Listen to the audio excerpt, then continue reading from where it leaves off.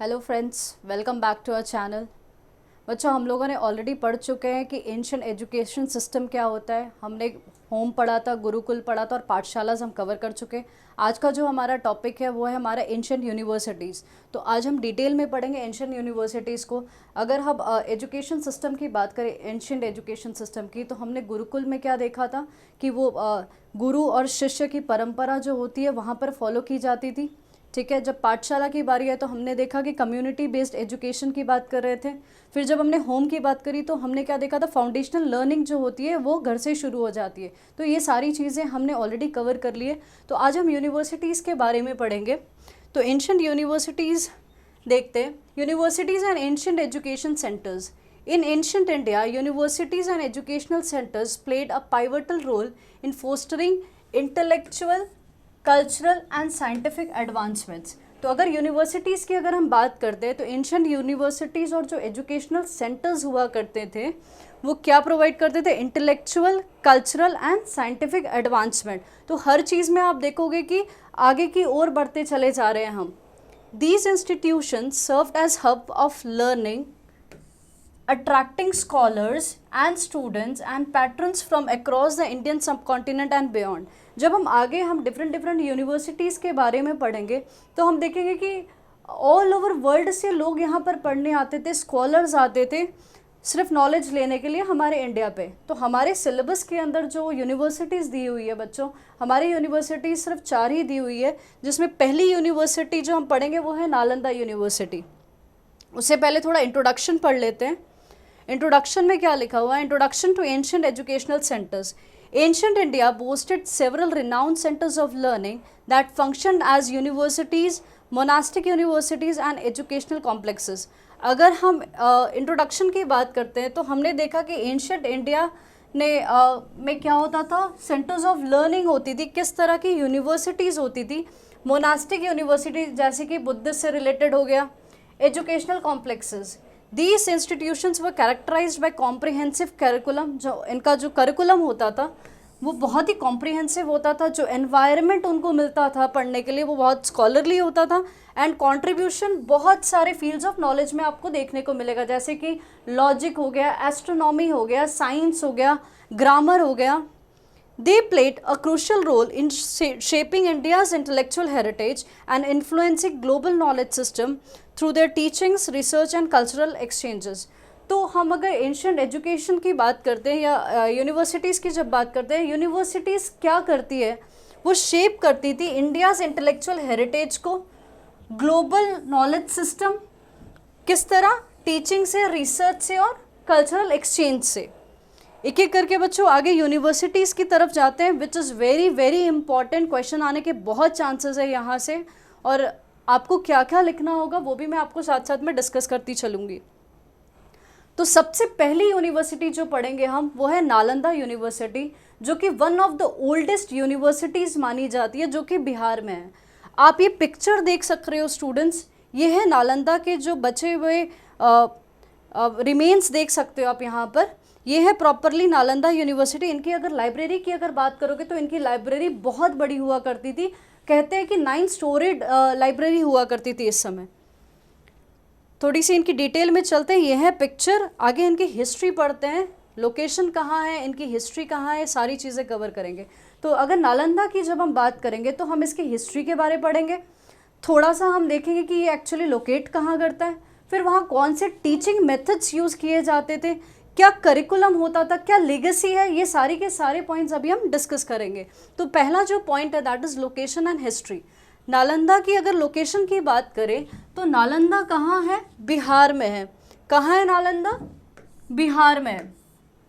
Was one of the oldest and most prestigious centres of learning in ancient India.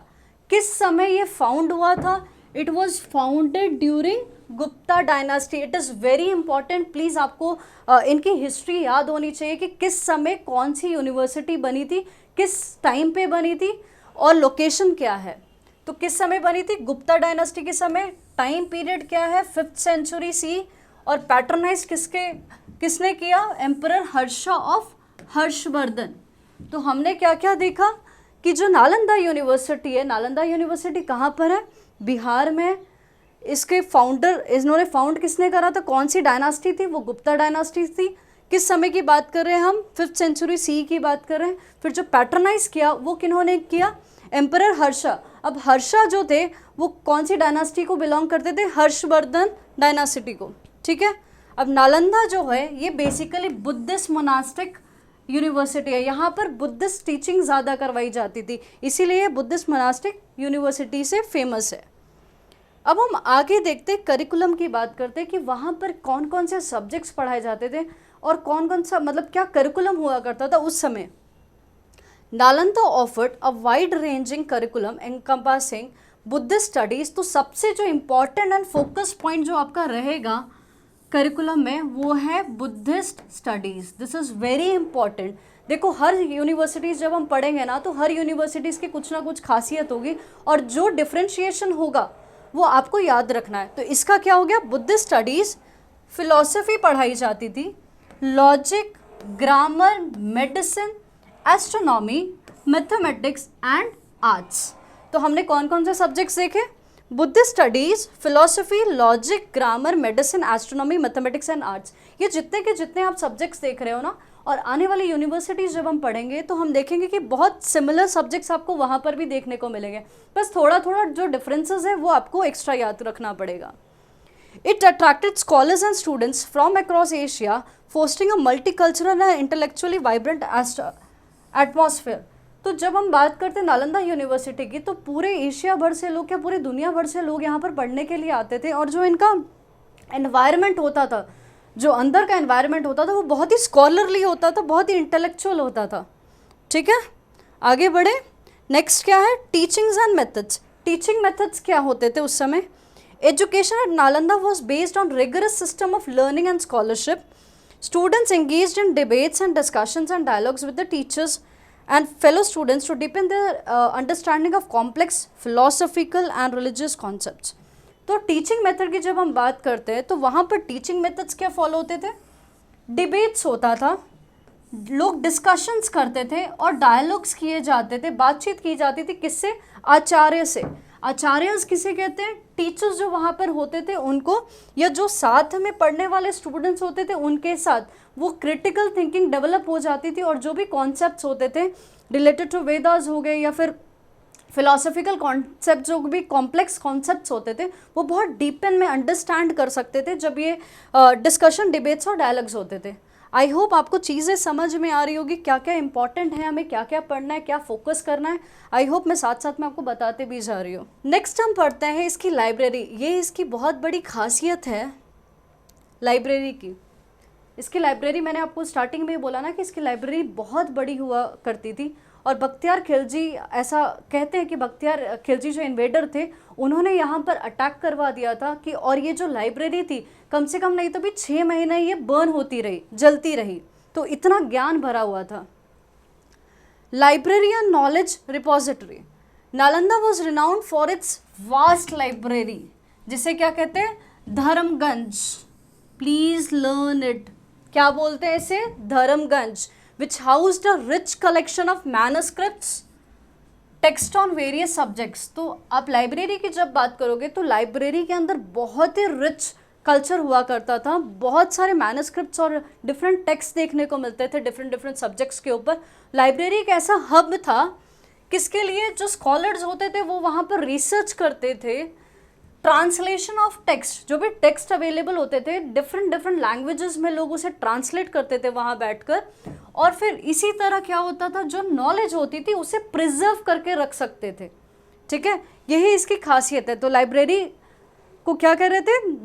Dharmaganj कहते थे। फिर वहाँ पर क्या मिलता था? मैन्युस्क्रिप्ट्स, बहुत सारे टेक्स्ट मिलते थे। और किस चीज़ का हब था? स्कॉलरली रिसर्च होती थी वहाँ पर, ट्रांसलेशन ऑफ टेक्स्ट होते थे and preservation of the knowledge. Next last point हम देखते हैं, influence and legacy. Nalanda's legacy extend beyond its physical existence। तो सिर्फ फिजिकली की हम बात नहीं कर रहे हैं, ये जो नालंदा यूनिवर्सिटी थी वो ये बहुत आगे तक फैली हुई थी, influencing the development of Buddhist philosophy. तो मैंने आपको क्या बोला था कि इसका मेन फोकस क्या है? बुद्धिस्ट फिलॉसफी के ऊपर है and educational practices across Asia. It remains a symbol of India's intellectual proneness. क्या, किस चीज़ का सिंबल है? India's intellectual prowess and cultural heritage. I hope आपको समझ में आए नालंदा यूनिवर्सिटी क्या थी.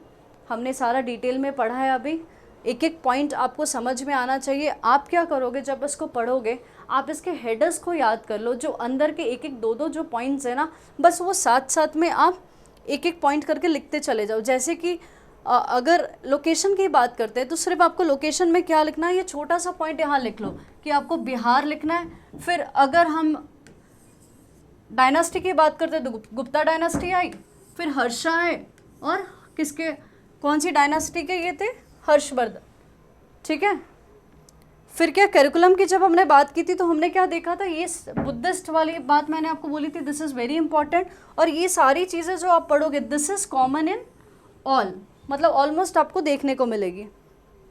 फिर टीचिंग मेथड्स की जब हम बात करेंगे तो टीचिंग मेथड्स में हमने क्या देखा था, सबसे इम्पॉर्टेंट पॉइंट जो था that was debates, discussions and dialogues होते थे, जिसके कारण क्या होता था, जो कॉम्प्लेक्स फिलोसफिकल थॉट्स होते थे, उसको, रिलीजियस कॉन्सेप्ट्स होते थे, उसको आसानी से समझ सकते थे.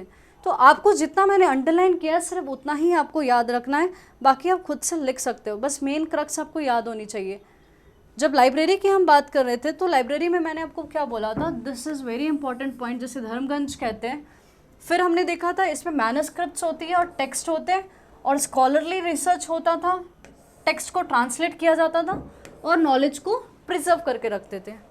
ठीक है. लीगेसी की जब हम बात करते हैं तो हमने देखा कि बुद्धिस्ट फिलॉसफी को डेवलप किया जाता था और intellectual prowess and cultural heritage का सिंबल है ये. I hope things are very clear to you. यही सारे 4-5 पॉइंट्स जो है सिर्फ आपको याद रखने हैं. ठीक है. नेक्स्ट हम देखते हैं Takshashila. Takshashila university, this is the oldest university of the world. आप सोच सकते हो कि भारत में, पूरे वर्ल्ड की सबसे पहली जो यूनिवर्सिटी थी वो कहाँ थी, वो भारत में थी. ये है बच्चों तक्षशिला यूनिवर्सिटी. आप इसके रिमेन्स, ये सारी चीज़ें आप देख सकते हो. ठीक है. पिक्चर को देखने की कोशिश करो ताकि आपको चीज़ें आसानी से दिमाग में बैठ जाए. ठीक है. आगे बढ़ते हैं इसके बारे में. अब देखते हैं सेम चीज़, इसकी भी लोकेशन, टीचिंग मेथड्स, हम सारी चीज़ें यहाँ पर भी कवर करेंगे. तो तक्षशिला की जब हम बात करते हैं तो उसका लोकेशन एंड हिस्ट्री कहाँ है? इस्लामाबाद. कहाँ है इस्लामाबाद? इन पाकिस्तान. और ये that was an ancient centre of learning dating back to Vedic period. हम किस समय की बात करें? ये वैदिक पीरियड समय की बात करें, मतलब 6th सेंचुरी BCE की, before the common era, and flourishing under Mauryan and Kushan rule 3rd century BCE to 5th century CE. It was renowned for its cosmopolitan environment and diverse student body. तो देखो, जब location की बात करते हैं तो location का इस्लामाबाद पाकिस्तान. जब हम हिस्ट्री की बात करते हैं तो ये किस समय की बात करें, हम वैदिक पीरियड की बात करें, that is 6th century BCE की. और ये फ्लरिश किसके समय में हुआ? मौर्यन एंड कुशान रूल के समय. कौन सी डेट थी? 3rd सेंचुरी BCE से लेकर 5th सेंचुरी CE तक. प्लीज़ ये जो डेट्स आ रही है स्टूडेंट्स, प्लीज़ इसको याद करना ज़रूरी है. अगेन, जब भी हम हिस्ट्री पढ़ते हैं तो time line is very very important, so please mark it. It was renowned for its cosmopolitan environment, मतलब पूरे दुनिया भर के, पूरे वर्ल्ड के लोग यहाँ पर आते थे, डिफरेंट डिफरेंट कल्चर्स यहाँ मिलते थे, क्रॉस कल्चर होता था. ठीक है. नेक्स्ट हम पढ़ते हैं इसका करिकुलम एंड सब्जेक्ट्स. क्या पढ़ाया जाता था देखते हैं. फिलॉसफी पढ़ाई जाती थी, थियोलॉजी, थियो को अगेन तोड़ दो, थियो एंड लॉजी. लॉजी का मतलब क्या होता है? Study of theo. थियो मतलब god, so study of god is known as theology. Grammar, medicine, warfare, politics and commerce. तो कुछ कुछ चीज़ें आपको यहाँ पर अलग दिख रही होगी, वो सारी चीज़ें ही आप मेंशन करके याद कर लोगे. The university emphasized practical learning and field-based studies. ये जो यूनिवर्सिटी थी, जो तक्षशिला की हम बात कर रहे हैं, ये ज़्यादा से ज़्यादा किस पे एम्फसाइज करती थी? प्रैक्टिकल लर्निंग पे एम्फसाइज करती थी. ये कहती थी जो थ्योरी आपने पढ़ी है उसको आपने डे टू डे चीज़ों पे लगाओ, तभी आपको ज़्यादा टाइम तक वो रिटेन कर पाएगी. ठीक है. तो ये प्रैक्टिकल लर्निंग पे फोकस करता है. फील्ड बेस्ड स्टडी की फोकस बात करता है. ये फील्ड बेस्ड स्टडी की बात का मतलब क्या है कि जो लैब होता है उससे कहीं बाहर जाकर, जहाँ पर आपके जो वेरिएबल्स होते हैं वो आपके अंडर कंट्रोल नहीं होते, ठीक है। Integrating theoretical knowledge with real world applications. तो हम जो ये प्रैक्टिकल लर्निंग की बात कर रहे हैं, ये बेसिकली क्या करता है, जो थियोरेटिकल नॉलेज गेन की है उसको रियल वर्ल्ड में यूज़ करो, ठीक है, सिर्फ एज अ थियोरी ही नहीं रखना है उसको। So this was very famous Takshashila. आगे बढ़ते हैं, टीचिंग मेथड्स की तरफ जाते हैं। Education at Takshashila involve close mentorship between teachers and students. तो अगर एजुकेशन की बात करते हैं तो यहाँ पर क्या है, मेंटरशिप बहुत क्लोज होती थी, किसके बीच में होगी, गुरुज होंगे और शिष्य होंगे, मतलब स्टूडेंट्स होंगे। टीचिंग मेथड्स क्या यूज़ होते थे, स्टूडेंट्स लेक्चर्स दिया करते थे, वहाँ पर डिबेट्स होती थी। डिबेट्स को क्या कहा जाता है, शास्त्रार्थ। इसको तोड़कर पढ़ सकते हो आप, शास्त्रार्थ, ठीक है। And practical demonstrations fostering critical thinking, intellectual inquiry and application of the knowledge in various domains। तो किस तरह की वहाँ पे टीचिंग मेथड्स होते थे, लेक्चर्स होते थे, डिबेट्स होता था, डिस्कशंस होती थी, जिससे क्या क्रिटिकल थिंकिंग डेवलप होती थी, इंटेलेक्चुअली आप क्वेश्चंस करते हो और ये सारी की सारी जो नॉलेज आप गेन करते हो उसको प्रैक्टिकली आप यूज़ करते हो डिफरेंट डिफरेंट डोमेन्स में, डिफरेंट डिफरेंट फील्ड में, ठीक है। Moving to the next part, that is multicultural environment. जब दुनिया भर के लोग आएंगे, पूरी दुनिया से लोग डिफरेंट डिफरेंट जगहों से आएंगे, तो डेफिनेटली कल्चर्स भी उनके साथ ही आएंगे और क्रॉस कल्चर भी होगा, हमारा कल्चर उनके पास आएगा, उनका हमारे पास आएगा। तो मल्टीकल्चरल एनवायरनमेंट की जब हम बात करते हैं तो Takshashila attracted students and scholars from various parts of India, Central Asia, Greece and Persia. तो आप देख रहे हो कि तक्षशिला ने स्टूडेंट्स एंड स्कॉलर्स कहाँ से आते थे, इंडिया से, सेंट्रल एशिया से, ग्रीस एंड पर्शिया। कंट्रीब्यूट क्या करते थे ये सारे आकर, कल्चरल एक्सचेंज होता था जो मैंने आपको बताया, इंटेलेक्चुअल डायलॉग्स होते थे आपस में, and the dissemination of knowledge across different civilization. तो ये जो नॉलेज होती थी वो स्प्रेड होती थी डिफरेंट डिफरेंट सिविलाइजेशंस में। The university's multicultural environment enriched scholarly interactions and promoted cross-cultural understanding।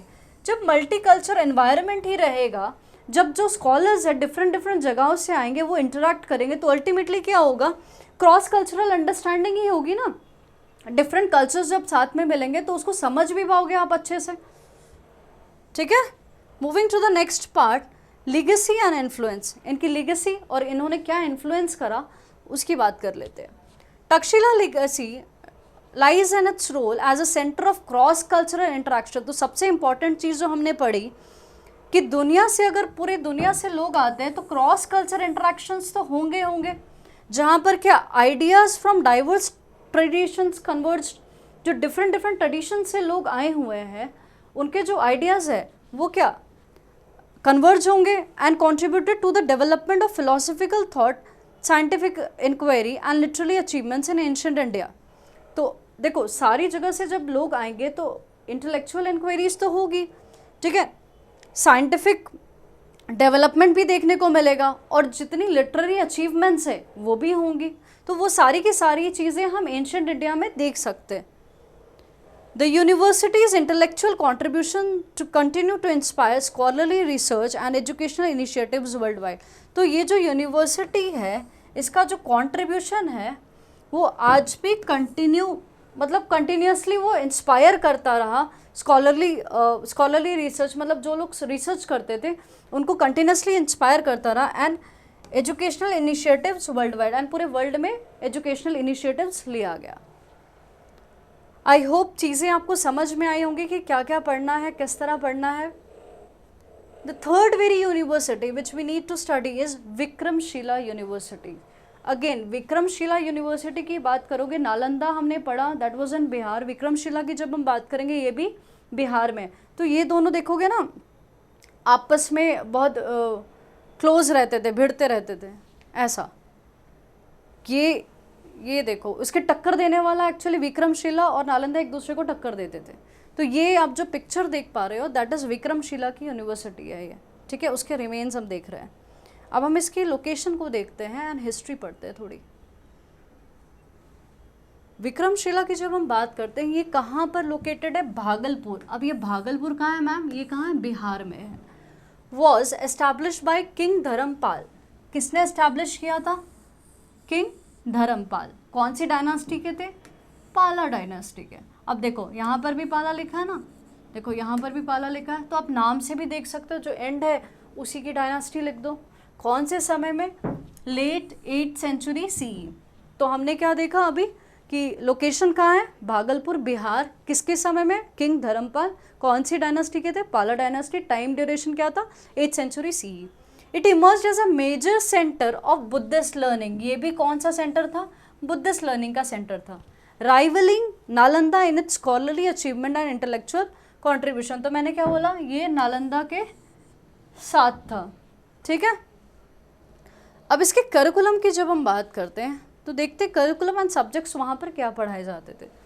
Vikramshila offered a curriculum focused on Buddhist philosophy. Again, अगर ये बुद्धिस्ट यूनिवर्सिटी होगी तो डेफिनेटली पढ़ाई किसकी होगी? बुद्धिस्ट फिलॉसफी की होगी। लॉजिक्स हमने पढ़े। इसका जो मोस्ट इम्पॉर्टेंट पार्ट है दैट इज तांत्रिक। तांत्रिक स्टडीज यहाँ पर कराई जाती थी, तो प्लीज ये जरूर याद रखें, इसका ये एक्स्ट्रा पॉइंट है, ठीक है। तो बुद्धिस्ट फिलॉसफी, लॉजिक, तांत्रिक study, grammar, medicine and astrology आपको लगभग सब में देखने को मिलेंगे। The universities attracted scholars and students from across Asia, fostering a dynamic intellectual environment characterized by philosophical discourse and scholarly debates। तो अगर हम देखेंगे तो यहाँ पर भी पूरे एशिया से लोग आते थे, तो क्या इंटेलेक्चुअल एनवायरनमेंट ही होगा। जितने स्कॉलर्स आएंगे उतना ही क्या रिच होगा कल्चर इंटेलेक्चुअली, और फिलोसफिकल डिस्कोर्स एंड डिबेट्स, मतलब डिस्कशंस एंड डिबेट्स होंगे, तो क्या होगा? इंटेलेक्चुअली ऑलरेडी बढ़ता चला जाएगा ये, ठीक है। नेक्स्ट, तो करिकुलम समझ में आया कि सब्जेक्ट सारे वही आपको देखने को मिलेंगे, और सबकी एंड लाइन आपकी ऑलमोस्ट सब में देखने को मिलेगी कि डिस्कशंस हो रहा है, डिबेट्स हो रहा है, जिससे आपके इंटेलेक्चुअल बढ़ेगा, ठीक है, एक अच्छा एनवायरनमेंट क्रिएट होगा। Next point will study is pedagogical method. वहाँ पे पढ़ाने का जो तरीका था पेडागोजिकल, वो क्या था? Education at Vikramashila emphasised rigorous scholarship, textual analysis and dialectical reasoning. तो वहाँ पर किस चीज़ को एम्फसाइज किया जाता था? स्कॉलरशिप बहुत ही रिगरस होती थी, टेक्सचुअल एनालिसिस, जो टेक्स्ट होते थे उसको एनालाइज करना, और जो डायलेक्चुअल रीजनिंग मतलब रीजनिंग करना। स्टूडेंट्स किस चीज़ में एंगेज होते थे? डिबेट्स होती थी एंड डिस्कशंस होता था under the guidance of eminent scholars. जो भी आचार्य होते थे उनके साथ जो कॉम्प्लेक्स टॉपिक्स होते थे उसके ऊपर डिबेट्स एंड डिस्कशंस किया जाता था, ताकि क्रिटिकल थिंकिंग डेवलप हो सके, उस चीज़ को वो गहराई से समझ सके। Enhance their understanding of Buddhist doctrines and philosophical concepts. तो ये जो बुद्धिस्ट डॉक्ट्राइन्स थी और फिलोसफिकल कॉन्सेप्ट से, मतलब जो बुद्धिस्ट सिद्धांत वगैरह थे, उनको अच्छे से वो समझ सके। Next, moving to the library and manuscripts. तो उस समय की लाइब्रेरी की बात ज़रा कर लेते हैं। Vikramshila possessed a significant library that housed Buddhist scriptures. तो जब हम लाइब्रेरी की बात करेंगे, यूनिवर्सिटी अगर बुद्धिस्ट से रिलेटेड है तो डेफिनेटली स्क्रिप्चर्स बुद्धिस्ट के मिलेंगे, तो बुद्धिस्ट स्क्रिप्चर्स अवेलेबल थे वहाँ पर, कमेंट्रीज थी और स्कॉलरली वर्क्स थे, जो स्कॉलर्स के वर्क्स थे, जो रिसर्च का काम करके उन्होंने रखा हुआ था, वो सारे आपको देखने को मिलेंगे। The university played a crucial role in preserving and disseminating.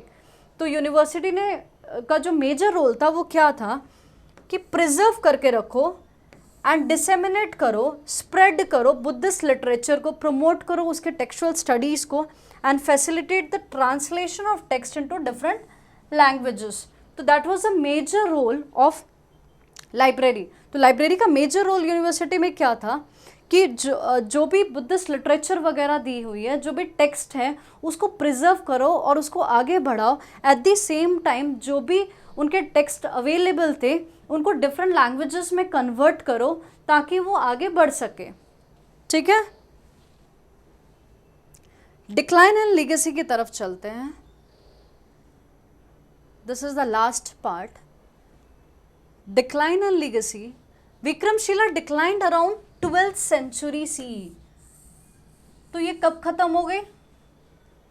12th century C में due to political instability and invasions. तो पॉलिटिकल इंस्टेबिलिटी हो गई थी कंट्री में और इन्वेशंस बहुत ज़्यादा हो रहे थे। आपने देखा ना, नालंदा में भी इन्वेशन हुआ, वो पूरी उसकी तहस नहस मचा दी, पूरी यूनिवर्सिटी की लाइब्रेरी, इतना बड़ा खजाना जो था वो भी ख़त्म हो गया। तो इस तरह यहाँ पर भी उस समय बहुत इन्वेशंस चल रहे थे, तो ये सारी चीज़ें ख़त्म होती गई, leading to the disposal of the scholars and gradual decline in Buddhism in India. तो क्या हुआ, जो स्कॉलर्स थे वो सारे डिस्पोज हो गए। इस तरह क्या हुआ, बुद्धिज्म का डिक्लाइन होना शुरू हो गया, धीरे धीरे बुद्धिज्म ख़त्म ही हो गया। ठीक है। However, its legacy ensures in the preservation of Buddhist teachings, the scholarly traditions is nurtured. तो its legacy endures in the preservation of Buddhist teachings. ठीक है, scholarly traditions is it nurtured and its contribution to India's cultural and intellectual heritage. तो आप ये कहानी देख पा रहे हो कि क्या कह रहे हैं legacy के बारे में। ये क्या कह रहे हैं कि जो preservation of the Buddhist teaching है, ठीक है, और जो स्कॉलरी जो ट्रेडिशंस थे उसको नर्चर किया जाता था, and its contribution to India's cultural and intellectual heritage. जो आज भी जो कंट्रीब्यूशन उन्होंने दिया है इंडिया के कल्चरल और इंटेलेक्चुअल हेरिटेज को, उसको भी वो लेगेसी की तरह ही हम लेकर चल रहे हैं। ठीक है। Moving to the next university, that is Pushpagiri university. ये कहाँ है? This university is in Orissa. आप ये यूनिवर्सिटीज़ के रुइंस देख सकते हो, रिमेन्स देख सकते हो। ठीक है। This is Pushpagiri university. Location and history की बात करते हैं। जब हम लोकेशन देखते हैं, अगेन ये कहाँ पर है, सबसे इम्पॉर्टेंट पॉइंट जो लोकेशन में हम पढ़ेंगे, ये कहाँ है? उड़ीसा में है। Was a prominent centre of learning during ancient times, known for its association with both Hindu and Buddhist traditions. तो ये बेसिकली किस लिए फेमस था? यहाँ पर जो टीचिंग्स होती थी ये किससे रिलेटेड हमने देखी? हिंदू एंड बुद्धिस्ट ट्रेडिशंस को लेकर ये चलता था। तो अभी तक हमने जो विक्रमशिला और नालंदा देखी वो कौन से ट्रेडिशंस को फॉलो करते थे? बुद्धिस्ट को फॉलो करते थे। बट ये ऐसी यूनिवर्सिटी थी जो हिंदू और बुद्धिस्ट दोनों को लेकर चलती थी। Flourished under the rule of Kalinga dynasty. This is very important please students, बार बार मैं कह रही हूँ, लोकेशन है कहाँ की, कौन सी यूनिवर्सिटी कहाँ है एंड कौन से डायनास्टी के समय आई है, please learn by heart. 3rd century BCE to 11th century CE। तो अगर हम लोकेशन और हिस्ट्री की बात करते हैं तो लोकेशन कहाँ है इसका? उड़ीसा में। हिस्ट्री की अगर बात करते हैं तो ये हिंदुज़म और बुद्धिज़्म दोनों की बात करता है। किस समय आया था? कलिंगा ये डायनास्टी के समय। टाइम ड्यूरेशन क्या है? 3rd century BCE to 11th century CE। अब हम अकेडमिक्स की बात करते हैं, यहाँ पर क्या क्या चीज़ें पढ़ाई जाती थी हम उसकी बात करते हैं। Pushpagiri offered education in various field. Again philosophy आएगी, लिटरेचर आएगा, mathematics, astronomy, medicine and sculpture. It attracted scholars and students from across India and South East Asia, contributing to cultural exchange and intellectual development. तो आप देख रहे हो कि almost सब में कॉमन बातें ही आपको देखने को मिलेगी। यहाँ पर क्या हो रहा है? स्कॉलर्स जो डिफरेंट जगह से है, मतलब इंडिया से है और साउथ ईस्ट एशिया के लोग हैं, वो स्टूडेंट्स एंड स्कॉलर्स यहाँ आते थे, जिससे कि क्या होता था? कल्चरल एक्सचेंज देखने को मिलता था, क्रॉस कल्चर आप बोल सकते हो, एंड इंटेलेक्चुअली डेवलपमेंट होती थी, क्योंकि सारे स्कॉलर्स जब साथ में बैठेंगे तो इंटेलेक्चुअली डेवलपमेंट तो होगा, चीज़ें नई नई आएगी, एडवांसमेंट आएगा। Moving to the next topic, that is archaeological discoveries की बात करते हैं।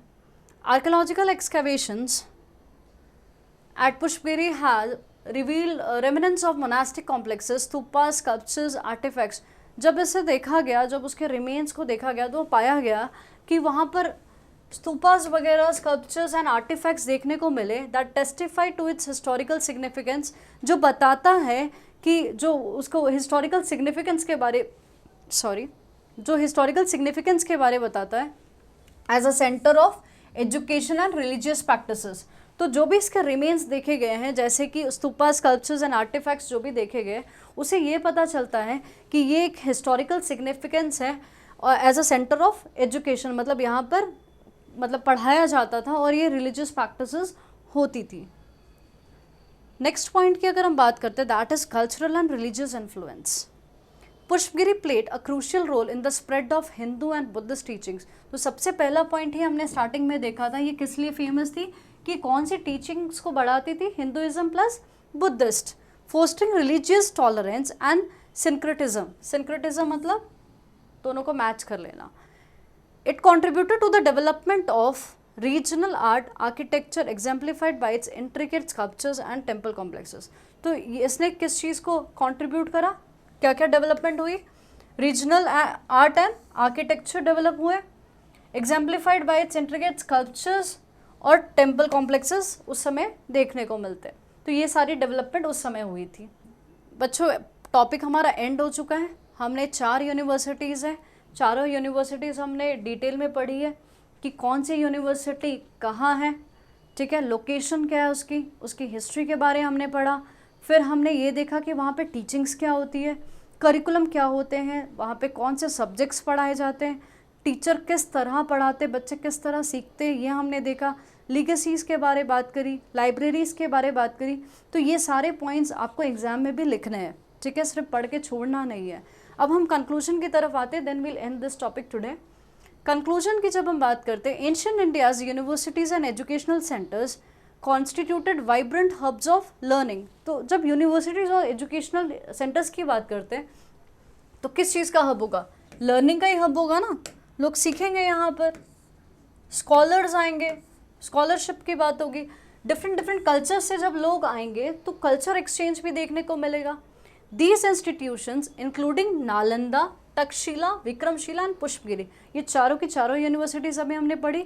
ये क्या करती थी, डिफरेंट स्कॉलर्स एंड स्टूडेंट्स को अट्रैक्ट करती थी जो कि डाइवर्स बैकग्राउंड से थे।